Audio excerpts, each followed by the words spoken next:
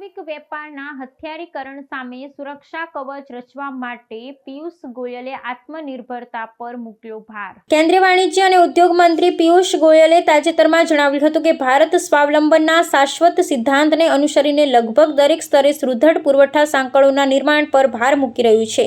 આ પ્રયાસ વૈશ્વિક વ્યાપારમાં સર્જાતા અવરોધો અને વેપારના સસ્ત્રીકરણ અને અસરકારક સંરક્ષણ પૂરું પાડી શકે છે. 30મા કન્ફેડરેશન ઓફ ઇન્ડસ્ટ્રી પાર્ટનરશિપ સમિટના પૂર્વાવલોકન પ્રસંગે તેમણે ભારપૂર્વક જણાવ્યું હતું કે વિશ્વના બદલાતા રાજકીય અને આર્થિક માહોલમાં ભારત આત્મનિર્ભરતા થકી જ મજબૂત સ્થિતિ સાથે વૈશ્વિક સ્તરે ભાગીદાર કરી શકશે.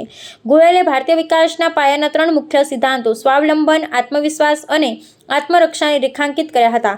તેમણે કહ્યું કે આત્મવિશ્વાસના આધારે ભારત આજે આંતરરાષ્ટ્રીય મંચો પર સમાન ભાગીદાર તરીકે ઉભરી રહ્યું છે, જ્યારે આત્મરક્ષાની ભાવના દેશના નાગરિકો અને માનવજાતિના હિતોનું રક્ષણ સુનિશ્ચિત કરે છે. મંત્રીએ દેશમાં થયેલ જીએસટી, વસ્તુઓ અને સેવાઓ કર સંબંધિત સુધારાઓની પણ સરાહના કરી હતી. તેમણે આશા વ્યક્ત કરી હતી કે આ સુધારા આર્થિક પ્રવાહ, વપરાશમાં વૃદ્ધિ અને વ્યાપારમાં કાર્યક્ષમતા વધારી સામાન્ય નાગરિકો પરનો કર બોજ ઘટાડશે. મંત્રીએ વૈશ્વિક સ્તરના રોકાણકારોને ભારતમાં રહેલી વિપુલ તકો તરફ ધ્યાન દોર્યું હતું.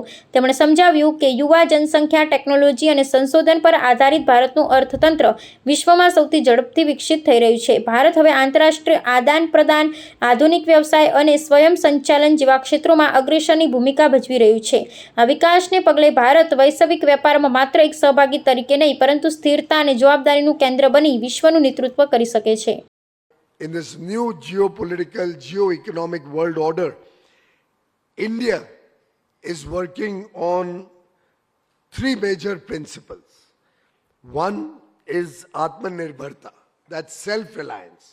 We are building capabilities, we are building supply chains, we are building value chains, which can help us in difficult times, which can give us end-to-end assurance that we will not be subject to any weaponization of trade, and we'll be always in a position to meet our international obligations.